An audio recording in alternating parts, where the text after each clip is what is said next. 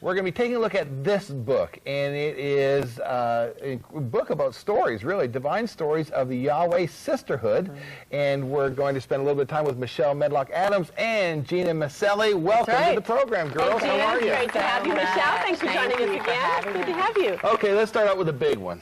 The big one is, what do you think is the #1 need of a woman? Let me tell you what I think. No. Talk to me. I think clearly the #1 need of a woman is relationships. First and foremost, a relationship with the Lord, but also a relationship with her husband if they're married. But then, in addition to that, relationships with other women are so important. And that's exactly what this book really celebrates, is the relationship with other women.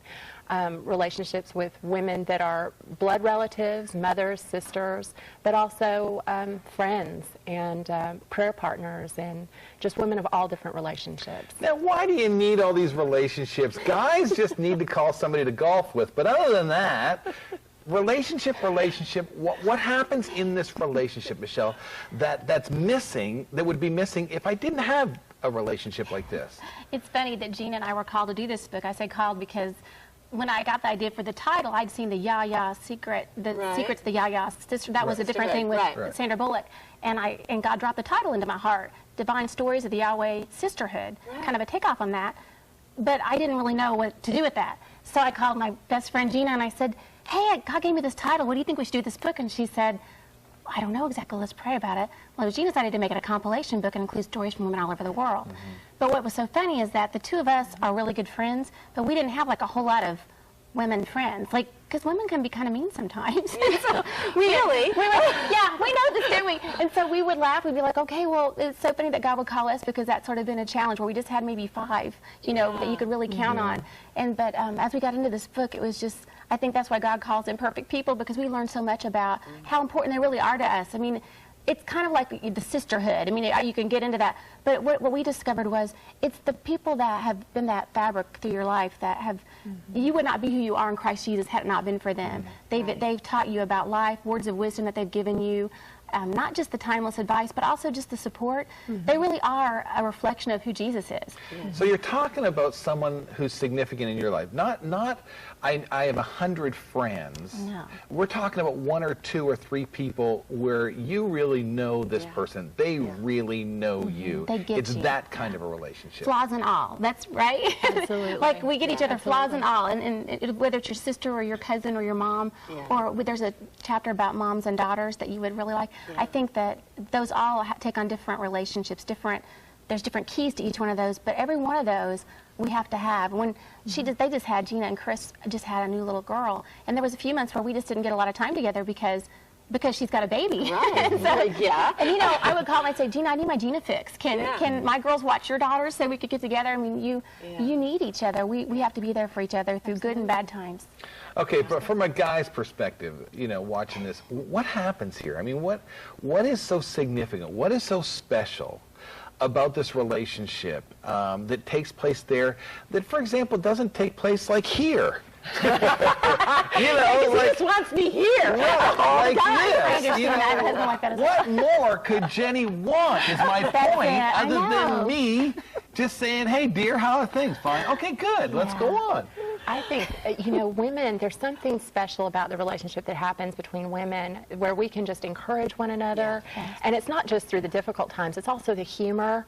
It's the fun times, too, that we just come together and we can encourage one another, and we can speak to the needs and to the situations or the things that are happening in each other's lives where, just like Michelle said, when I had my baby, before that was happening, I was looking for women, Michelle, who's a mom, who's a great mom, but looking for women to just gain some insight from, looking for that, just that insight and just that, how, what is this going to be like? How's this going to change my life? And oh my gosh, am I going to make it? Right.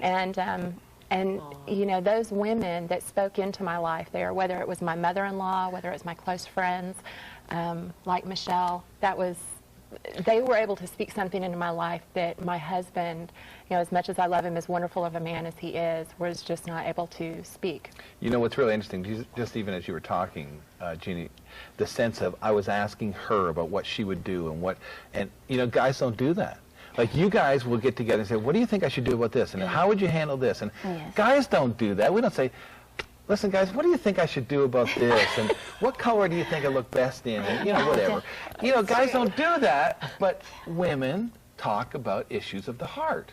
And whether we're talking, we might start off talking about which is the best mascara, which we just did in the green room. Those are things that we do. We bond over chocolate, and we bond over Maybelline mascara or Lancome or whatever. We bond over things that seem trivial, but they lead to the deeper issues. We went from 2 minutes to mascara, to our children, to our parents, illnesses, to that's correct. to serious illnesses. Like that. Just in a matter of 2 minutes. We get each other.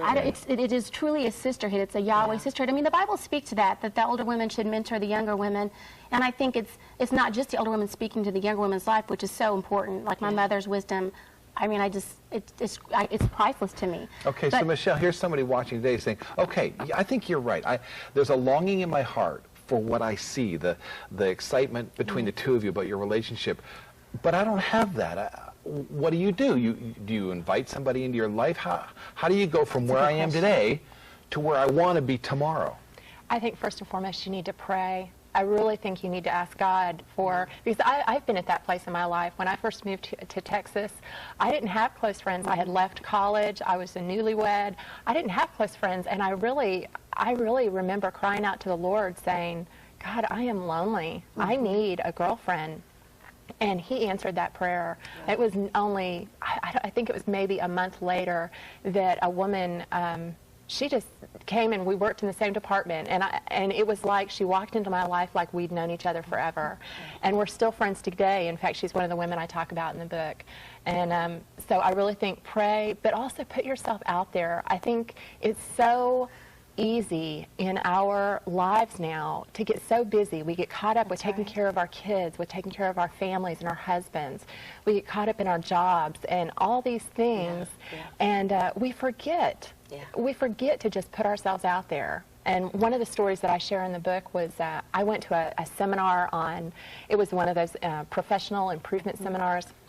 And they asked us to make a list of the 10 most important things in our life. And I started, I made my list, and I had my handy-dandy planner there.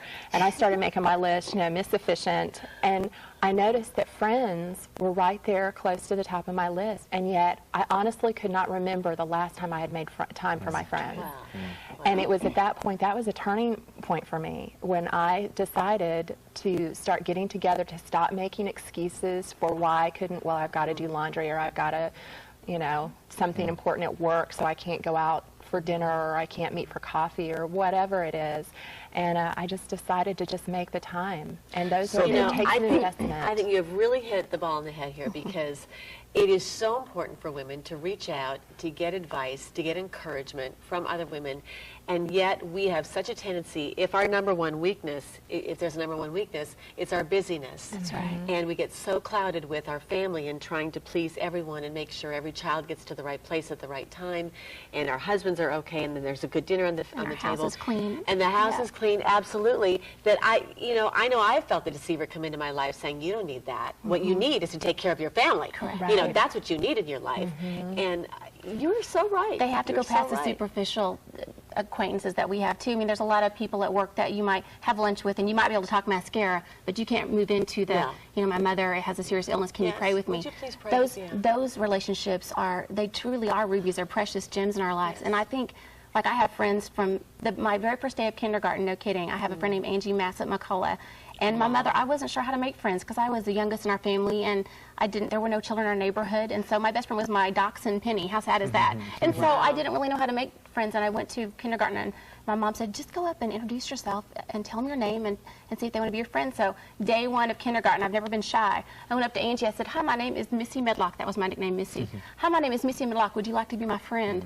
And she said, okay. I could tell she was like a scary lady. But we became friends immediately from the very first, and we've been best friends now. I'm in my 30s.